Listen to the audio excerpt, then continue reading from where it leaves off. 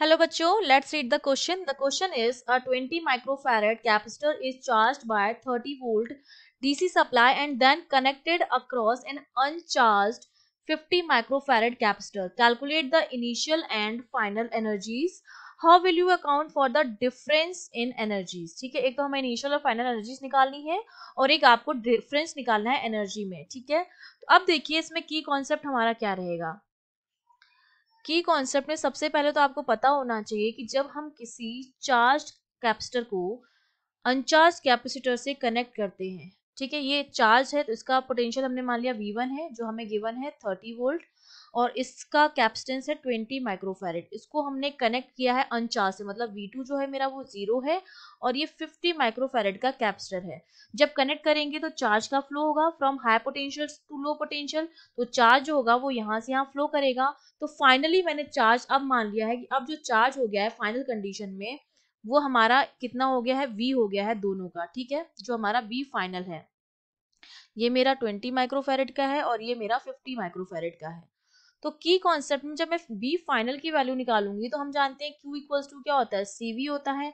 वहां से V कितना आएगा, Q अपॉन C के बराबर आएगा. तो ये हो जाएगा Q total upon C total. तो Q टोटल होगा, ये इसको अगर मैं Q1 मान लूँ, ये वन सर्कल कैपेसिटर है, ये सेकेंड कैपेसिटर है, तो इसका हो जाएगा Q1 और Q1 मेरा किसके बराबर आ जाएगा, C1 V1 के बराबर, प्लस ये मेरा Q2 इसको मान लूं तो ये हो जाएगा मेरा C2 V2 के बराबर और C टोटल कितना आएगा, पहले का C1 प्लस C2. इस तरह से हम V फाइनल की वैल्यू निकालते हैं और एनर्जीज जो हम निकालते हैं, एनर्जीज हमारी होती है हाफ CV स्क्वायर. U जो होता है मेरा वो होता है हाफ CV स्क्वायर.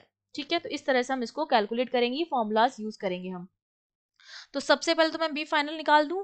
तो बी फाइनल की मेरे पास देखिए वैल्यू कितनी हो जाएगी, C1 की वैल्यू है 20 इंटू 10⁻⁻6, V1 कितना दे रखा है 30 वोल्ट, प्लस C2 V2 आपके पास 0 है तो ये पूरा टर्म तो आपके पास क्या हो जाएगा, 0 हो जाएगा, अपॉन C1 प्लस C2, तो 20 प्लस 50 ये आपके पास क्या हो जाएगा 70 इंटू 10⁻⁻6.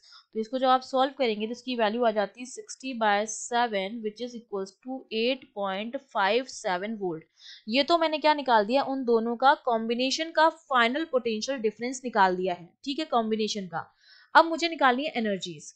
तो देखिए एक तो ये बिफोर वाली कंडीशन है मेरे पास और ये मेरे पास आफ्टर वाली कंडीशन है. तो पहले तो मैं बिफोर की एनर्जी निकाल लूं, तो इसका तो V2 अगर पहले मैं निकालती हूँ बिफोर की एनर्जीज, ठीक है, तो बिफोर की एनर्जीज में क्या हो जाएगा, U जो मेरा आएगा वो हो जाएगा half C1 V1 square plus half C2 V2 square. V2 0 है तो ये टर्म तो हमारा 0 हो जाएगा. तो U बिफोर वाली जो आ जाएगी, यहाँ V बना देती हूँ बिफोर के लिए, वो कितना हो जाएगा हाफ इंटू C1 कितना था 20 इंटू 10⁻⁻6 और V1 था 30 का स्क्वायर.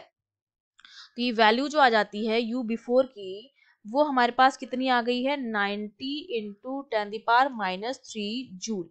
ठीक है, अब हम बात करेंगे आफ्टर की कंडीशन की. तो आफ्टर में देखिए क्या हो गया है, दोनों जो हो गए हैं कंबाइन हो गए हैं, तो कॉम्बिनेशन की जो एनर्जी निकालेंगे U आफ्टर के लिए UA लिख देती हूँ, वो हमारा हो जाएगा हाफ C का क्या हो जाएगा C1 plus C2 total C और V स्क्वायर हमारा जो फाइनल जो हो गया है वो हो जाएगा यहाँ पर. ठीक है, तो इसकी वैल्यू हमारे पास कितनी हो जाएगी, हाफ C1 प्लस C2 आपका कितना हो जाएगा 70 इंटू 10⁻⁻6 माइक्रोफेरेड और B5 की वैल्यू कितनी निकाली थी, B फाइनल की वैल्यू 8.75.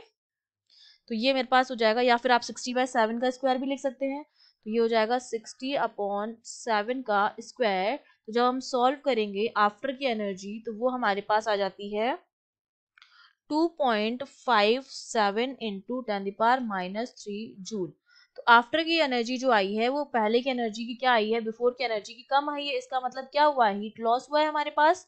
तो इस हीट लॉस को हम लॉस ऑफ एनर्जी को हम कैलकुलेट करेंगे, sorry this is loss of energy को हम कैलकुलेट करेंगे. तो आफ्टर बिफोर में से हम क्या कर देंगे, सब्ट्रैक्ट कर देंगे. तो यहाँ पर हम निकालेंगे लॉस ऑफ एनर्जी, जो कि हमारा एनर्जी में डिफरेंस हो जाएगा, वो हमारा कितना हो जाएगा U before minus U after.